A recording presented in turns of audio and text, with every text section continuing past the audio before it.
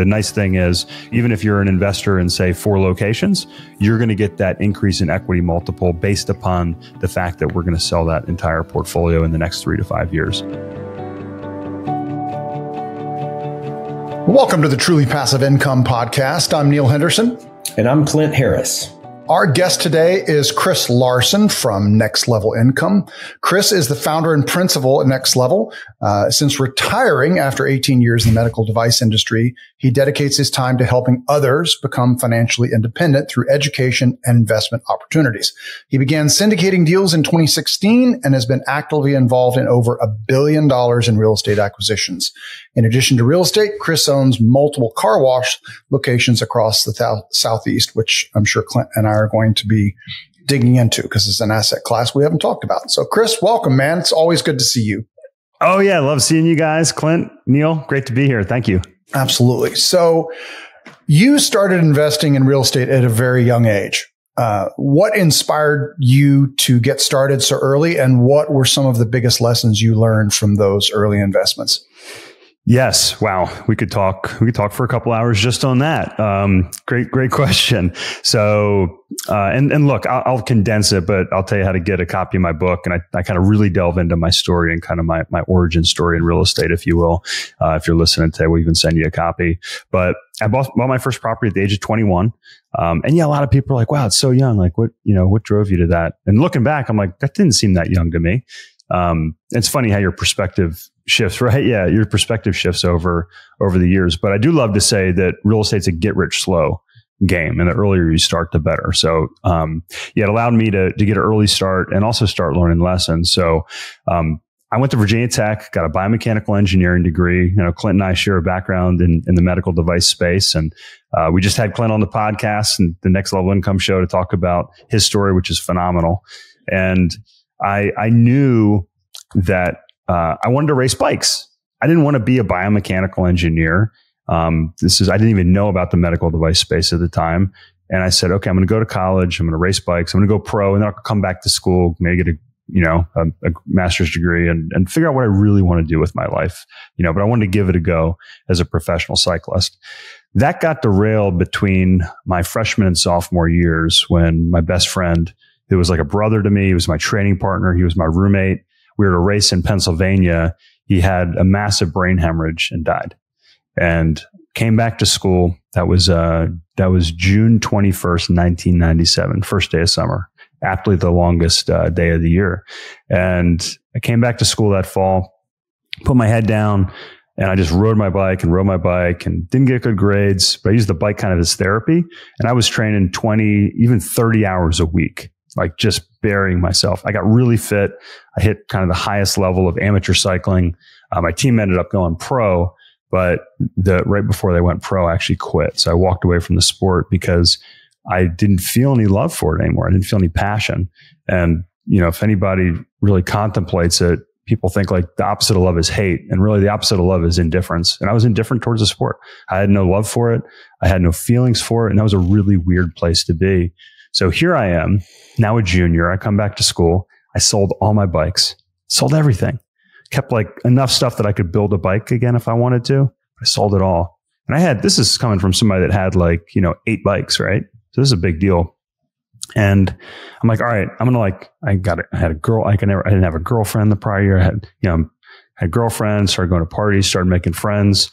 And I said, you know what? I'm not going to have any regrets. I'm going to live without regret. I'm going to live the life that, Chris doesn't have. This is my friend. Chris doesn't have that I have. I'm going to honor that. And to honor that, you have to have financial means. You have to take advantage of opportunities. Like if you want to raft down the Grand Canyon for 16 days, you have to be able to take the time. You also have to have the money to be able to do that. So that was a financial reality that I knew. And I was given Money Magazine by the same family friend that introduced me to cycling. Clint Provenza made a massive impact in my life. And I started learning about the stock market, and I was day trading in the stock market. But I'm laying there at 3 a.m. one morning and I'm thinking, well, this isn't investing. This isn't passive. I'm like, this is going to kill me by the time I'm 40 if I can't sleep because I'm worried about how to trade the stock market. And I'm like, there's got to be a better way. So I read over 250 books on finance, stocks, real estate, investing, business. I actually got an MBA in finance and portfolio management. And during that period, I said, real estate is going to be my path because I control the price that I buy it. I can have control with respect to the value that I create with the real estate. And that first property, and I chuckled when you were talking about this during our recording, Clint. It was a house hack. Back in 1999, I bought a 3-bedroom townhouse. I rented out 2 of the 3 bedrooms, and I bought the townhouse next door because I was friends with the owner. I said, hey, when you're ready to sell it, which I knew he was going to sell it, I said, come to me. I said, tell me what they listed for, and we'll split the savings on the commission. We did that. So now I had 6 bedrooms next door to each other. I rented out 5 of them, and that's how I got started.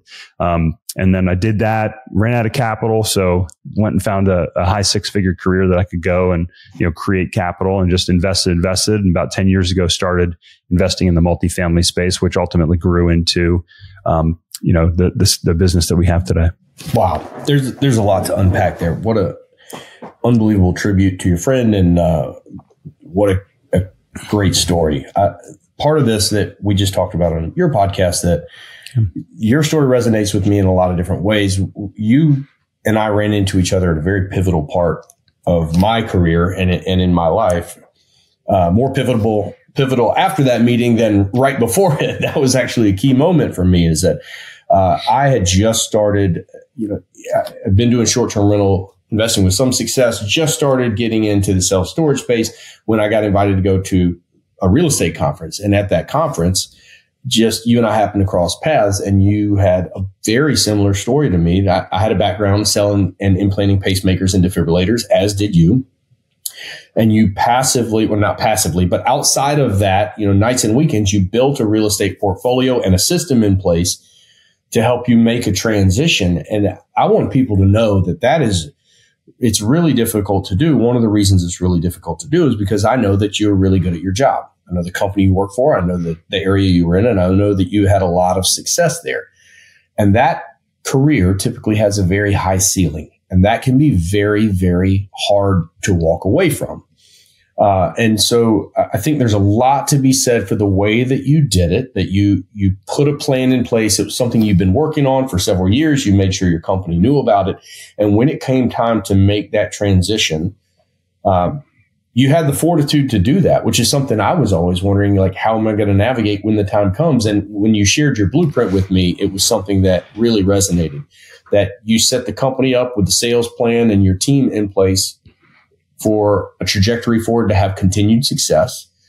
And you made a move out of that into the investment space because you knew it had a significantly higher financial ceiling, but it also had a much higher ceiling in terms of the amount of time that you spend on it, the location independence involved with it. You've got 2 boys, just like I do, and the way that you were able to spend time with them and trips. And I'm seeing what you are doing now, and you've told me some of the trips you have coming up. It's the same reason why I felt pulled in that direction. So it's a beautiful thing for me to be able to see. And it was at that moment, after you and I connected at that conference, there was a pivotal moment. A friend of mine, Alex Feliz, was the photographer for that conference, and he captured the moment. Yeah. And I've got it framed in my office. Is that I was? Oh, you got to send me that picture. Yeah, I will. It's a great picture because he's a great photographer, not because I'm great subject matter. But he caught me at the moment I was standing in the lobby. I had messaged you, and I was waiting to connect with you again to talk a little bit more about how you made that transition. And Alex came up behind me and snapped a picture. And as I was in my life realizing I've got to quit my job, I've got to quit my career because I know what the ceiling is, and I've got to go into something where I don't know what the ceiling is. I don't know what the floor is either. And it could flop, but it could, the ceiling is significantly higher, not just financially. But our podcast is called Truly Passive Income because it's the pursuit of, financial independence is shallow by itself. But when it comes with the amount of time that you're able to spend with your family, and when it comes with the way you're able to be location independent to go to lacrosse tournaments or tryouts or anything else, it's incredible. I want to talk a little bit about the financial acumen that you have. You got an MBA, and taking that into the real estate space, the way that you've used that across multiple different asset classes. I know you to be extremely well-rounded, and you're diversified across mobile home parks and multifamily and self-storage, as well as car washes, which I want to hear more about. And I think that this is a good point to bring up. One of the things that we talk about a lot of time is that it comes down to the operator. And I would rather bet on, 100%. If you're betting on an asset class, you're betting on a racehorse, right? In an individual race. This is a situation where you're betting on the jockey and not the horse. And you're going to ride a bunch of different horses in a bunch of different races. Talk to me about that. Are you doing that just because you want to be a well-rounded investor, or are you listening to the market or putting yourself in a position where people can bring you different opportunities and you're picking? Tell me about that part of your journey. Yeah, no, that's an excellent question. And man, I don't actually think I've been asked that question before. And I probably do 100 podcasts a year.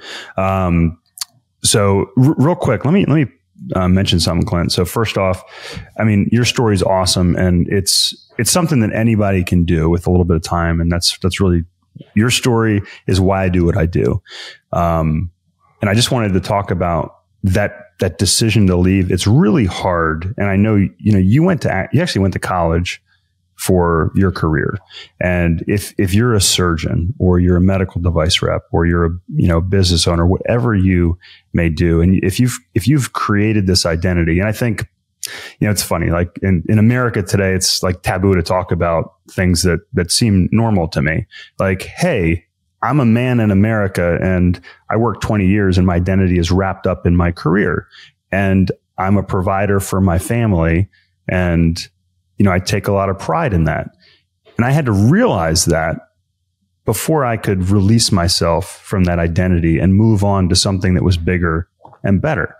And I think the challenge is, it's not the financial piece. A lot of people, if you're striving towards financial independence, I want you to hear this. Once you have the financial piece in place, that's not a roadblock. The roadblock's going to be in your mind. You're going to have to be okay with walking away from what was a prior identity. And you're also going to have to create a bigger why, a bigger meaning for your life, because you mentioned it, the pursuit of passive income is shallow. It's also shallow to quote unquote retire at the age of, say, 40 and not do anything anymore.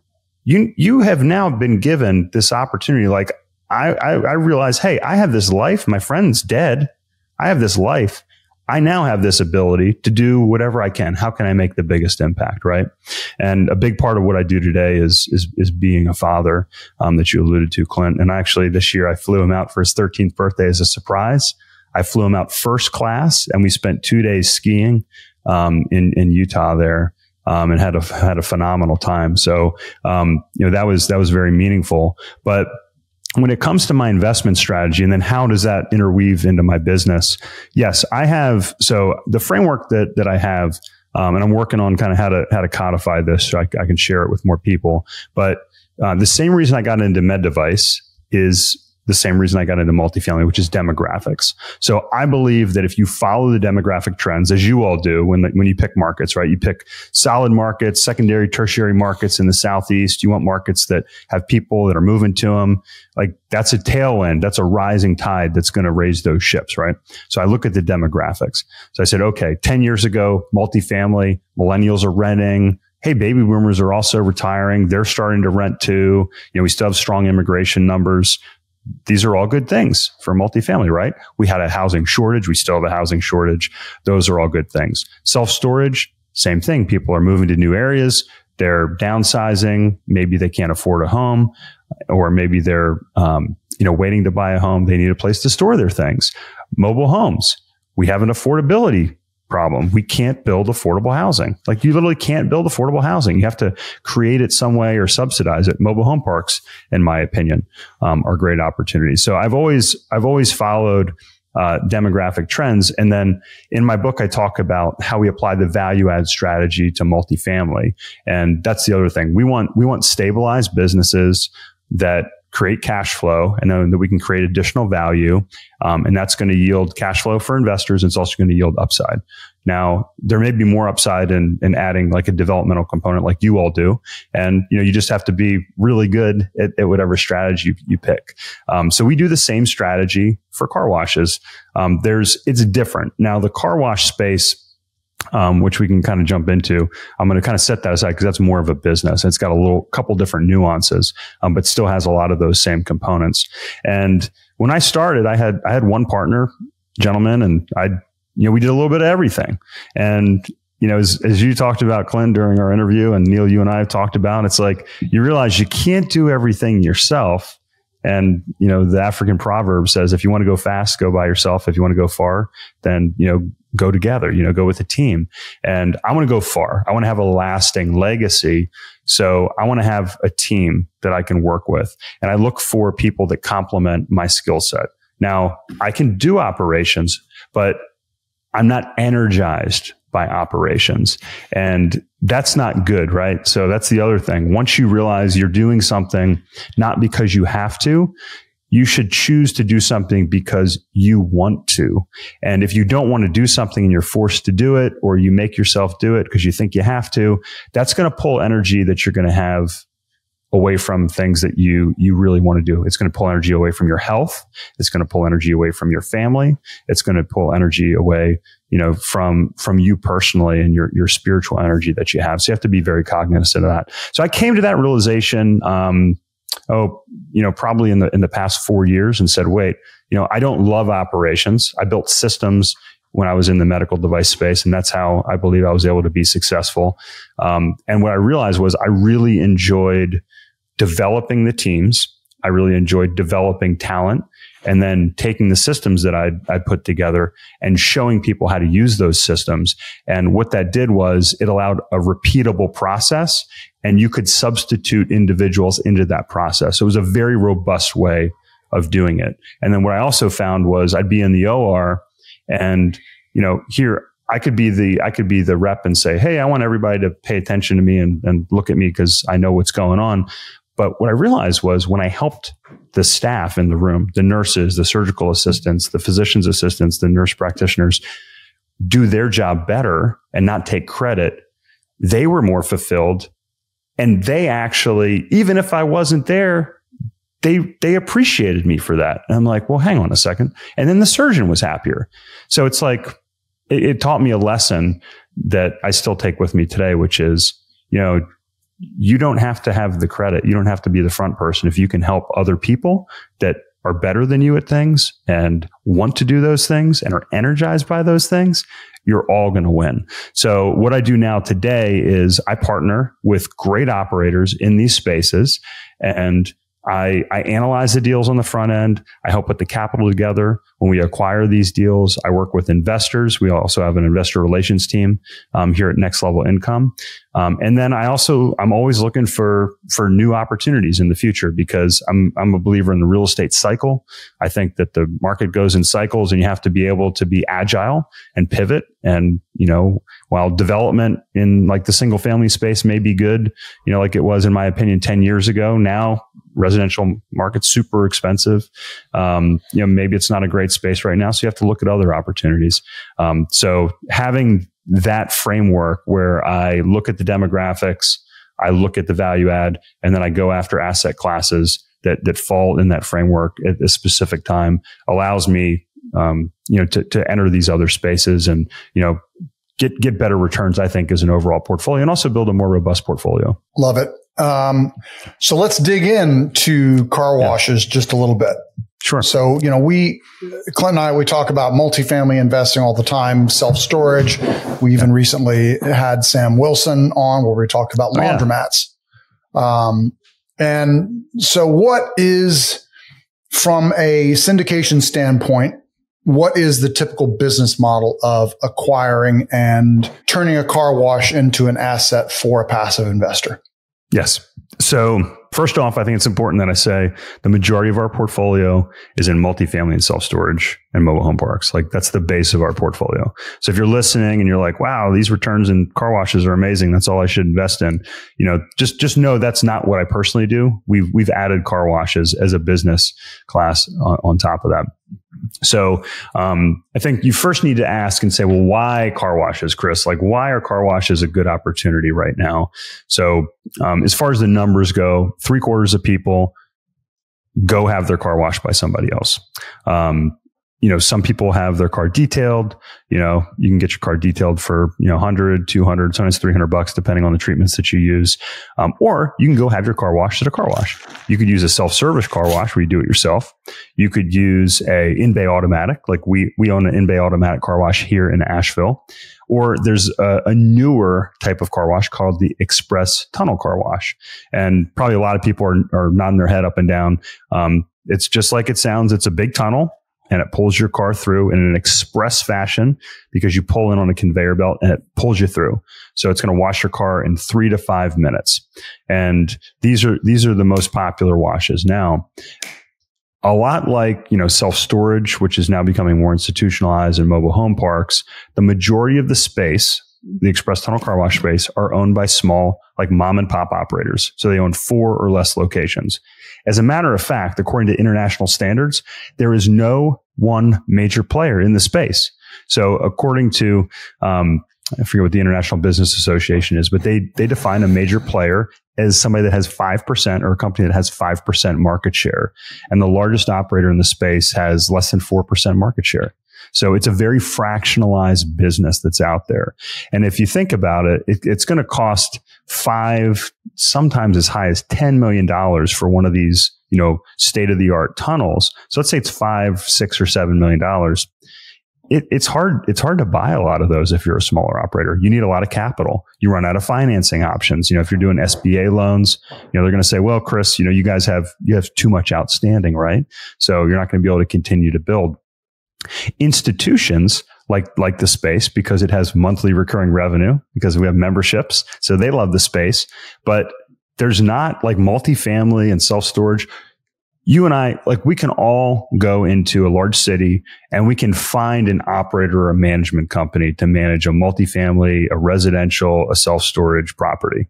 Okay. It might not be the best one. We might have to search around a little bit, but in general, I like to say you can get one off the shelf. If you buy a car wash in one of those same cities, the chances of you opening the phone book, which I know people are listening, like, what's a phone book? You go on Google, you can't just find an operator for a car wash. You have to actually be an operator. So a lot of people, they join a franchise, so they get the operational capabilities of that franchise. You have the smaller owners that operate them themselves, which that's buying a job, right? So then you're left with these big companies that are out there that are buying up these locations and operating them themselves. So when we looked at all the options out there, we said, well, if we're going to enter the space, we have to have an operating company. So we stood up an operating company. We learned the business. We worked with the biggest consultants, the best consultants in the space, and did that. And what we realized was this is not a state-of-the-art business. There's a lot of stuff that's not been done up to date. The technologies aren't up to date. So there's a lot of opportunity there. So we're buying these individual locations, Neil, typically anywhere from 1 to 4 locations from a single owner. And we're rolling them up into our brand, which is called Hurricane Express Wash. And you can check us out at hurricanewash.com. And we have about 30 locations currently. Now, why it's appealing to an investor is because we can achieve typically double-digit cash flow. We typically have about 50% margins in this space. But then we need to bring the capital to purchase it, the capital to rebrand it, right? The operating capital for this. So it's very much like, when you're buying a property. So then you say, well, where's the value add? Where's the upside? So the upside comes not from increasing rents. It comes from increasing revenue. And we drive that from memberships. So what we do is we bring in a sales associate at these locations. Now, this is a little bit of the opposite of what the industry does, because if you're a smaller owner, if you have to pay somebody, say, $50,000 to be a sales associate, you're thinking, well, if I have 4 locations, that's $200,000 I could keep in my pocket. But the way we see it is if we can drive memberships, we drive the value of the business significantly higher. Very much like when you all go in and you do a value add project, whether it's in the multifamily space and you invest $5,000 and you're creating, say, $50,000 in value in that one unit. It's very similar. Now, the other piece that adds value to this is that when we buy 1, 2, 3 locations, maybe we're paying an 8x multiple of EBITDA. When you roll these up into a portfolio, you can get 12, 15, 18, even as high as a 20x multiple of EBITDA based on the size of the portfolio. And that's because now you have larger players in the space that want to buy your locations or your portfolio. And also because we have an operating company, we can actually sell to a private equity group that can now own the whole business outright, which they can't go and do themselves by buying up a bunch of little individual locations. It's just too much work to get there. So typically it's a portfolio, 4 to 8 locations, and they get a little diversification across that portfolio they invest in. They get cash flow typically from the first month that we own it. And then they get appreciation when we come to sell it. And the nice thing is, even if you're an investor in say 4 locations, you're going to get that increase in equity multiple based upon the fact that we're going to sell that entire portfolio in the next 3 to 5 years. And people may be saying, I see these things going up all over the place. It's going to take about 15 years to fully build out this space. So we think the opportunity lies in the next 5 years. Then we can sell, and the new owner operator can operate for another 5 years at a really profitable way. And they still have 5 to 10 years before the space is fully matured. As a fragmented market, I think we can all see there's kind of a gold rush on the horizon as that fragmented market consolidates. And you're going to end up with a few institutional players in that space that are branded on a national level. And that delta of like the acquisitions of all those coming together, it creates a value delta there. And there's certainly a lot of opportunity there. And it's going to be a land grab, right? It's going to be a gold rush. And that's exactly right. Yeah. Part of the supply and not part of the demand. I love that. That's really cool. And I think this is the first time that we've talked about, increasing the value of the company by increasing the net operating income is not new, right? You can do that by putting in granite countertops or stainless steel or whatever. This is the first time I think that we've talked about increasing the net operating income of the company by bringing on a sales associate or a sales team. Because even though you're increasing the fixed overhead cost, you can outpace that with a sales associate and increase the overall net operating income. That's really cool. Typically as a real estate investor, you're thinking about forced appreciation from swinging a hammer or from an asset class conversion. And this is really just optimizing the operations of the business. But outside of that, realizing the value of a sales associate to go away from a brick and mortar and be able to push those sales on the outside. I don't know why I haven't thought of that before when I had a 16-year career in sales, but it's a brilliant, very similar, right? Yeah. Yeah. And I would never think of a car wash doing it, but if those people are out driving it, pushing it, creating that membership, whether or not how often people use it or not, is creating a fixed baseline of net operating income coming in. And then you get that portfolio bump on top of that. That's something that you're right. I feel like there would probably be a window on that. And I think you're right. 5 to 10 years probably feels like what that is if it's going to take 15 years to build that out. But as some people are going to be willing to overpay to move into the first position as that market consolidates, you stand to be in a very good position. That's a really cool strategy. Let me add something here is that my understanding of what you guys are doing also, car washes are a commodity. Look, like the average person is going to drive by. They're going to go, oh, there's a car wash. My car's dirty. I'm just going to pull into the most convenient location there is, and I'm going to drive through it. And I'm going to pay once and get my car washed at the cheapest rate, whatever it is. Or if I feel like splurging, I'm going to go for the deluxe car wash, whatever, and go through it. Mm-hmm. But when you put a sales associate there, now you're trying to capture that customer for the long term. Now it becomes a little bit less of a commodity. Now they know, hey, I've got a membership at that location. So I'm going to go to that location, even though maybe it's not the most convenient location that I could go to right now as I'm driving by. I'll think, oh, I need to get my car washed. I need to drive by Hurricane Car Wash next time and get my car washed. Yeah. That's a great kind of insight with that question. So I think that goes to like, why do people like get their car washed in an express tunnel car wash? Because it's like, okay, I can go have my car detailed, right? Like you get your car detailed. We have it done every 3 to 6 months. It's $100 to $200 somewhere in there, per car. It's not cheap, right? But then like every week we go to the local car wash, like our car wash, and wash my car. Sometimes I do it like 2 or 3 times a week, depending on, what it is. Or, so if you poll customers and say, well, why do you get your car washed at an express tunnel car wash? Quality is number 4. Okay. So they say, all right, it's number 4. It's very similar. We want to be like the Chick-fil-A in this space. So if I go to the local restaurant here, that's like a mile from my house, they have an awesome chicken sandwich. If you guys come to Asheville, let me know. I'll take you there. Fried chicken sandwich. It's got this hot mop sauce. It's got pimento cheese on it. They make their own bread. They make their own yeast there. It's awesome, right? But it's $15. And I sit down, there's a tip, it's like, it takes a while to make it. So it's an investment of time. It also costs a fair amount of money. Kind of like when I get my car detailed. If I go to Chick-fil-A, I know there's a better chicken sandwich on the other side of town, but my kids love Chick-fil-A. The employees are nice. I got my app that's easy to pay with. We'll come back to the app part. I, get points, it's like, it's convenient, it's quick, it's great value, right? The quality is good, but not the best. So when people go to an express tunnel car wash, it's similar to why I go to Chick-fil-A. They want good quality, but really they want good value, and they want it predictable in a predictable amount of time. So if I pull up to Chick-fil-A, even if there's a long line, I know I'm going to be out of there in 10 minutes. If I go to a car wash, even though if there's a line, I know I'm going to be out of there in 10 minutes, right? So it's very similar when it comes to that. Also, our employees are dressed nicely. They're trained well. They're nice. They're nice to the individuals. We clean up the spaces. We have, that's why we have extra staff members compared to the industry average. So it just has a slightly better feel compared to the industry.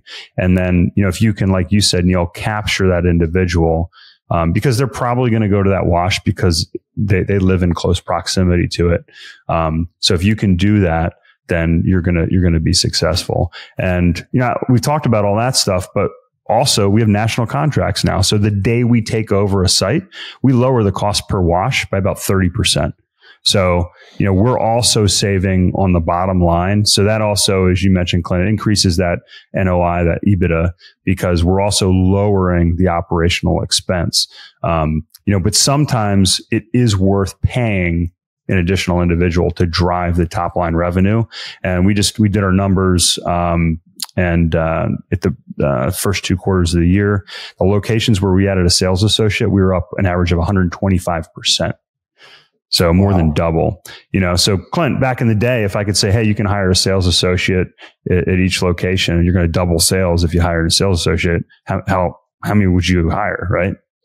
As many as you could. As many as I had facilities. Yeah, that's the answer.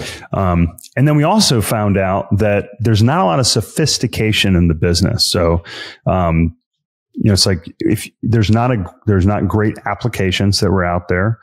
So we have a proprietary CRM. We have an app.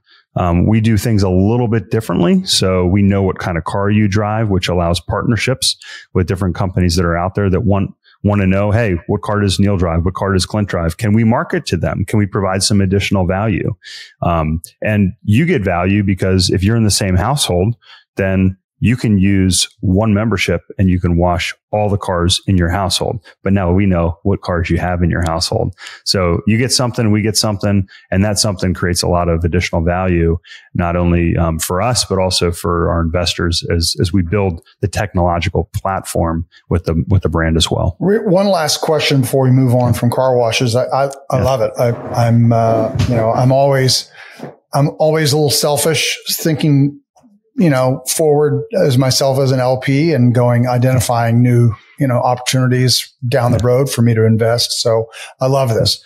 But my question for you mentioned this is that you're able to reduce costs by 30% on, your first month in operation.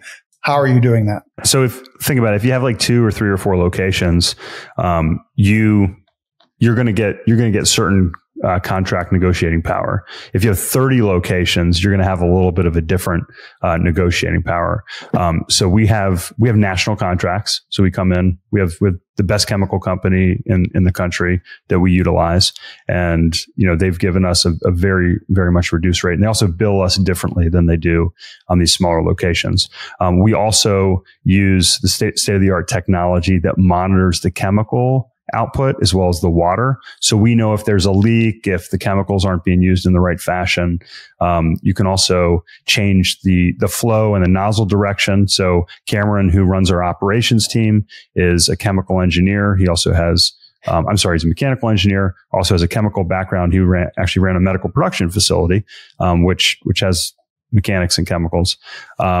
So that allows us to optimize not only the cost of chemicals, but also the amount of chemicals that we're putting out there. So we maintain a high quality, but we're not producing a lot of waste.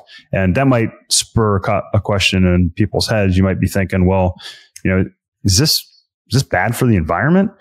It's kind of like washing your dishes at home. Like if you wash them in the sink, you use way more water and soap than you do if you use a dishwasher. And it's the same at home. Like you're not capturing the soap and the grease and stuff before it goes into your drain. We capture all that stuff. So we're skimming it off.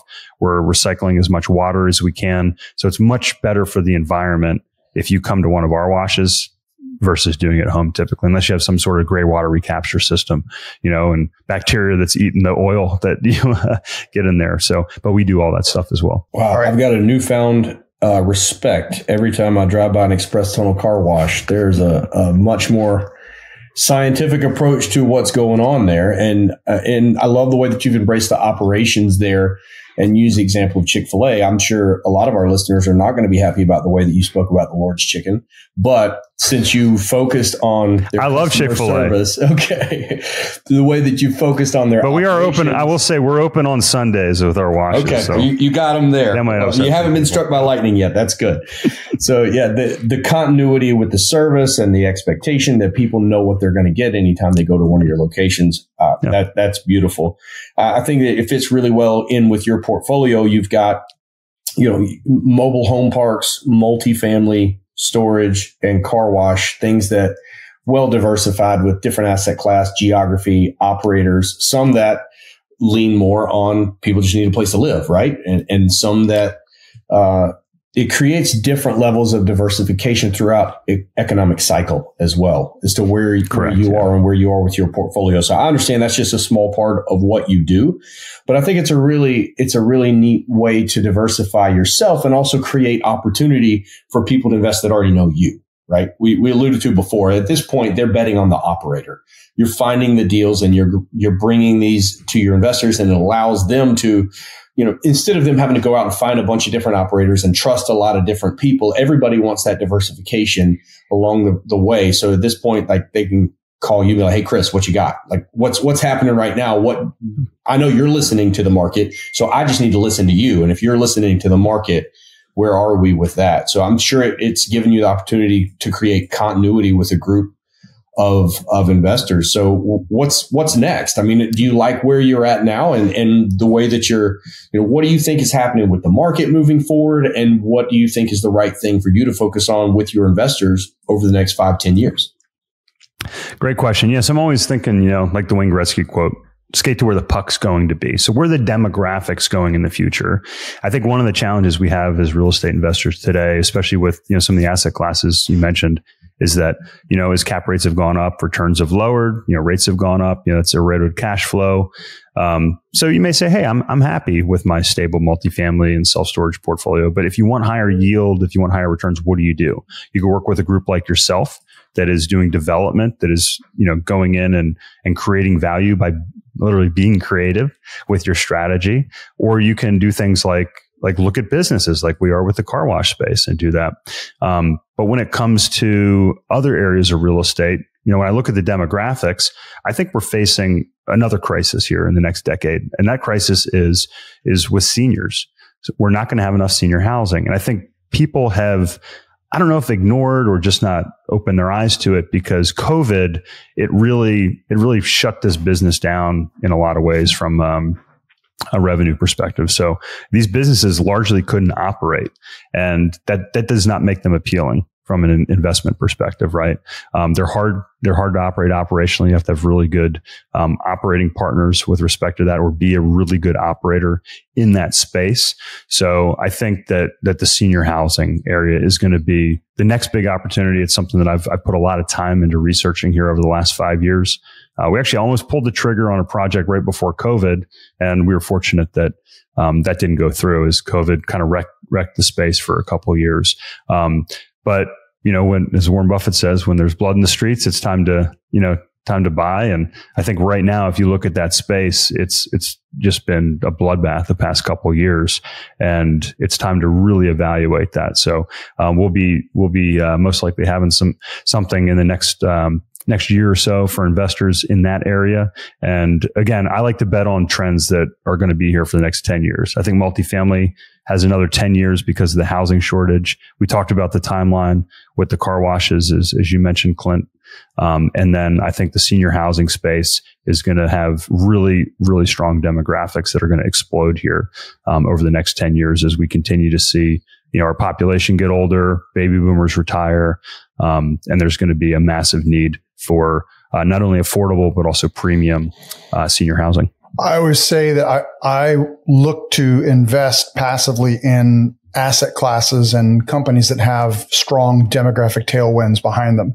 And that's why, we talk about multifamily, we talk about the assisted living space and mobile home parks. I mean, there's just, demographics is, and I can't remember the name of the book, but there's an entire book on this about how much of our world is shaped by just demographics. Like we think there's, the economy goes up, the economy goes down.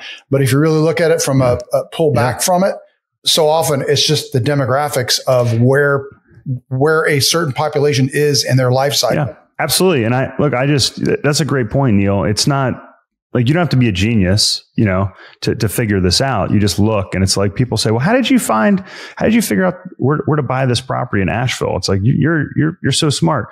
It's like, well, I just went on Asheville's website and they said, hey, we're going to go develop this area here in the next 5 years. So I'm just going to go buy property in that area because that's where infrastructure is going to be. Demographics is the same thing you can do from a macro scale. I had a conversation a couple of years ago with somebody. They were talking about China, and I said, I think China's in for a lot of pain because of their one child policy. So they gave themselves the ceiling with their demographics. Well, look at China's stock market. Look, they're now paying people to have babies. They're encouraging people because the government is scared. Elon Musk, he said population, if we don't increase population, the biggest threat to humanity is a reduction in population. Elon Musk himself said that. So if you take that down one level, you say, well, what countries are growing the fastest? Look at India. India is going to be, in my opinion, an outperformer here over the next 10, 20, 30 years. The U.S. is going to be okay because fortunately we do still have migration. I think we could improve our migration strategy and encourage more of more brain power to come into the country. And, there's a lot of political discussion on both sides about immigration, obviously, but we're fortunate that people still want to live here. And in my opinion, that's because we are the greatest country on the face of the planet. And I'm very grateful to be here. All right. One last question before we let you go. In your book, you talk about wanting to build multi-generational wealth. So how do you educate your two boys on investing in wealth, and what is your biggest hope for the wealth you hope to eventually pass down? Yeah.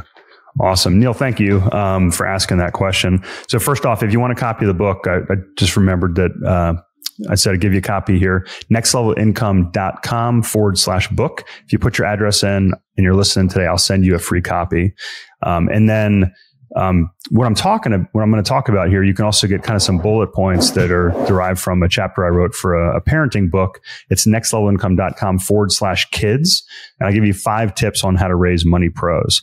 So, I think the biggest thing that we're doing, Neil, is we're making conversations about money natural with our children.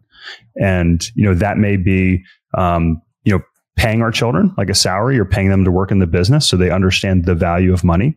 If our children save, so our family rule is save 50%. So if they save, let's say they have $100 and they save $50, I will actually match that when they put it in their bank account. So if they save 50, I'll give them 50. If they save 75, I'll give them 75. I think investing is kind of an abstract concept for younger children. That's a very simple way where they can see an immediate impact and the value of saving their money and putting it to work. We started Roth IRAs. So that's kind of like the base. We also, we take our children, like I have an investor meeting, next Friday. And, I was talking to this investor and she said, "Oh, I'm sure you don't want to bring your son." And I said, "No, I'm going to." And the point is, like, I want him to sit and hear these conversations that I'm having and understand and come up with questions about why we do things and why we invest in certain spaces. And, understanding that, you have to not only create capital and make money, but you also can realize that you can own your own business and do that. So, I encourage them to start little businesses, which we could talk about, but that's a long conversation. So getting to your point, having them understand this is super important. And then, being good stewards, right? So being good stewards of the money that they have and having rules in place when it comes to that. And that's something that I'm working on building out here. But a lot of that is built into the verbiage in our trust and how that money, if something happened to us today, how, what requirements that they would have to do that. Because I would just say, you can look at the Rockefellers and they still have a lot of wealth, or you could look at the Vanderbilts and I can actually see at the top of the hill here, the Biltmore. And that's a reminder because they lost pretty much all of their wealth because they didn't teach their generations, not only about money, but also how to be investors and good stewards of money. So that's the biggest thing that I'm doing is teaching them how to be investors. And, that all starts with how do you make money? And I tell my boys, if you want to make money, you just have to figure out how to help people. And the more people you help, the more money you're going to make. And if you want to invest and make money, figure out how to invest in something that's going to help people get what they want. And if you follow those rules, you're always going to be able to make money, and your investments on a whole should always continue to make money as well. Love it. Perfect way to end. Chris Larson, always fantastic to spend time talking to you. You're at nextlevelincome.com. Is there a better place that people can find you? They could probably find me at my house, but I'm not going to give out my address. So let's leave it with nextlevelincome.com, Neil. All right. That sounds good. Well, Chris, always great talking to you. Thanks for spending some time with us and educating our audience. Oh, you guys are awesome. Thanks for having me. Always good to see you both. All right. Appreciate it so much. Have a great day. You too. Thank you so much for listening and watching the Truly Passive Income podcast. If you liked the show, if you think it would be useful for someone else, the greatest compliment that you could give us would be to share the episode, leave a comment down below, or leave us an honest review. If you have any questions, don't hesitate to let us know down below. And remember, with truly passive income comes freedom of time, place, and the freedom to pursue your higher purpose.